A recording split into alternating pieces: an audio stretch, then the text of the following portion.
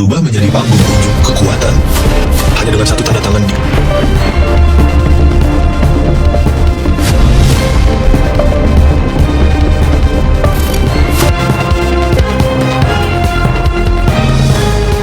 Begitu harum.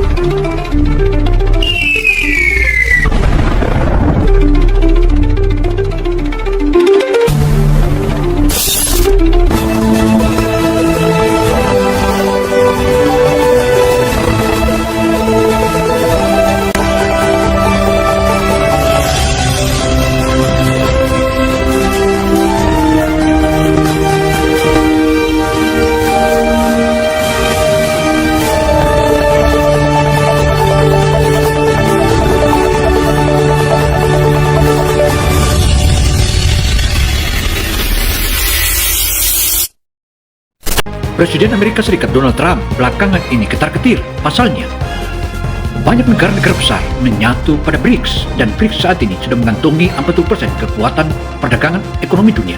Saat inilah sehingga Donald Trump itu begitu sangat-sangat ketakutan berhadapan dengan kelompok BRICS. Selain itu, makin menjauhlah negara-negara BRICS terhadap kekuatan Amerika Serikat dan Eropa. Bagaimana kisahnya? Ayo kita tonton secara tuntas. Gedung Putih, peta perdagangan dunia langsung jungkir balik. Trump baru saja menghantam India dan Brasil dengan tarif tambahan yang mengejutkan. Tapi lihat apa yang terjadi selanjutnya. Alih-alih goyah, KTT BRICS 2025 di Rio justru berubah menjadi panggung unjuk kekuatan. Terbentuknya kekuatan baru melalui BRICS itu menunjukkan bahwa dunia makin seimbang, dan tampaknya Amerika Serikat dan Eropa ketakutan. Bagaimana kisahnya? Ayo kita ikuti terus. Begitu harum.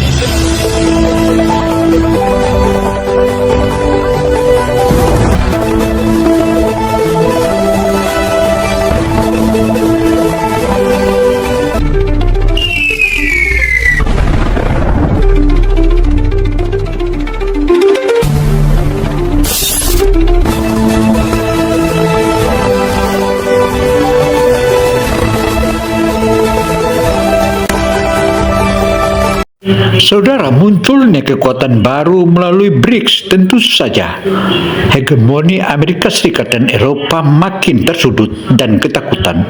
Saat ini munculnya BRICS makin memperkokoh kekuatan negara-negara di luar daripada Eropa Amerika. Mari kita saksikan apa sebenarnya yang akan terjadi. Dengan tarif tambahan yang mengejutkan. Tapi lihat apa yang terjadi selanjutnya. Alih-alih goyah, KTT BRICS 2025 di Rio justru berubah menjadi panggung unjuk kekuatan. Saudara, kompaknya negara-negara di luar Eropa dan Amerika yang tergabung dalam BRICS menandakan bahwa hegemoni Eropa dan Amerika akan segera musnah. Akankah ini akan terjadi? Mari kita saksikan dan seperti apa yang akan terjadi kelak. Terbesar pun lahir, langkah Washington untuk melemahkan Moskow malah menyulut terbentuknya aliansi yang jauh lebih solid dari sebelumnya. Baru Donald Trump di panggung perang dagang global benar-benar bikin gempar.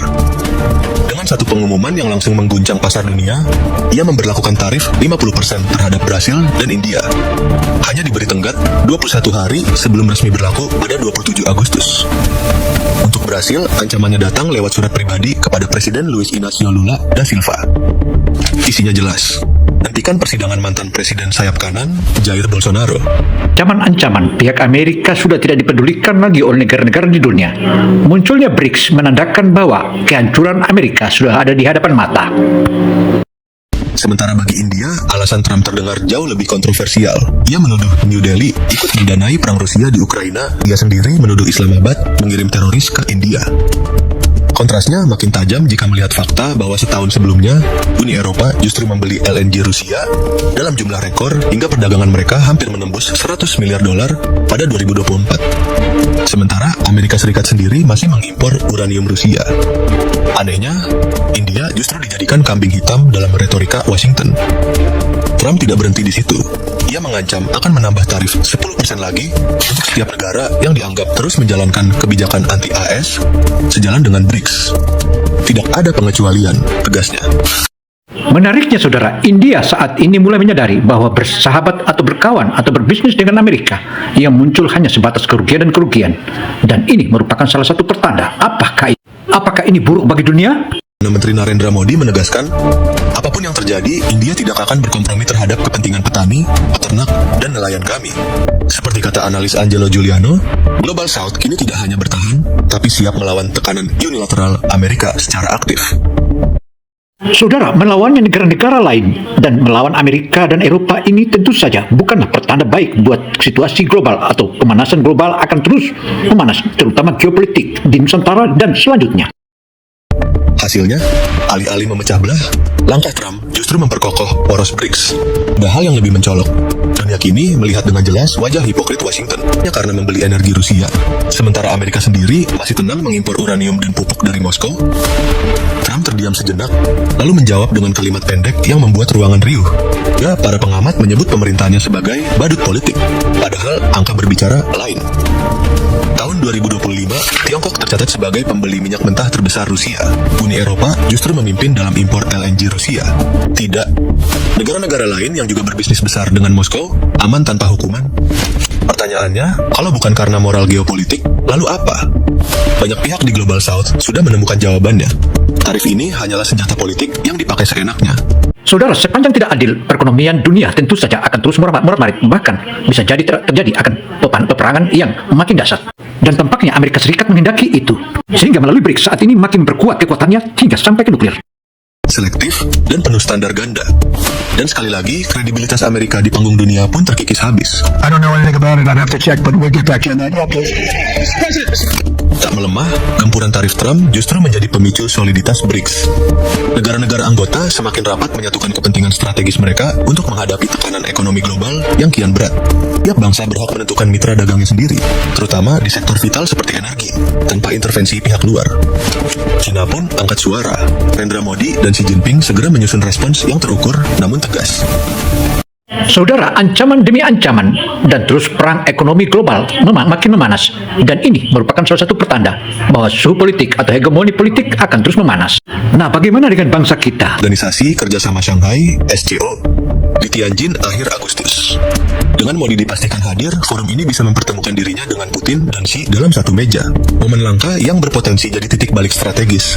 Apalagi setelah hubungan India-Cina sempat membeku pasca bentrokan perbatasan 2020 dalam transaksi lintas batas, termasuk energi dan pertahanan. India bahkan telah membayar minyak Rusia langsung dengan rupiah ke Rosneft. Dan pada multilateralisme, kesetaraan kedaulatan, dan sistem keuangan global yang lebih inklusif, pengentasan kemiskinan. Dengan kombinasi dukungan politik, diplomasi multilateral, dan strategi ekonomi berbasis mata uang lokal, BRICS menjadikan tekanan tarif AS bukan sebagai ancaman, dan sekaligus memperluas jejaring ekonomi lintas kawasan. Namun, eskalasi ini tidak datang tanpa risiko. Kebijakan tarif bisa saja berubah arah apabila tercapai gencatan senjata antara Rusia dan Ukraina.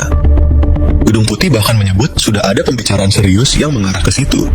Kendati demikian, Trump tetap menahan keputusan final terkait tarif total 50% untuk India, dengan mengatakan bahwa keputusan itu akan ditentukan nanti. Sinyal samar ini menumbuhkan harapan bahwa perdamaian geopolitik mungkin menjadi kunci bagi negosiasi ulang kebijakan tarif. Pertanyaannya kini, akankah tekanan politik dan peluang perdamaian menciptakan momentum untuk meredam konflik dagang berbalik arah? Alih-alih tercerai-berai, blok ini kini semakin solid, menjelma simbol kebangkitan Global South di hadapan dominasi Barat. Sebagai senjata memecah belah, malah menjadi perekat baru. India, Brasil, Rusia, dan Tiongkok kini berdiri lebih rapat dari sebelumnya, membawa semangat persatuan yang tidak hanya soal dagang, tetapi soal arah masa depan dunia antara kekuasaan Barat dan poros negara-negara berkembang. Saudara, demikianlah paparan opini Gino Television Indonesia. Semoga informasi yang kami sajikan ini bermanfaat bagi kita semua, karena informasi ini merupakan gugusan dari kumpulan dari berbagai informasi di dunia, dan saatnya untuk kita jumpa dan saatnya pula untuk kita berpisah. Saya Gino Samsudin Mirsad melaporkan. Wassalamualaikum warahmatullahi wabarakatuh. Begitu.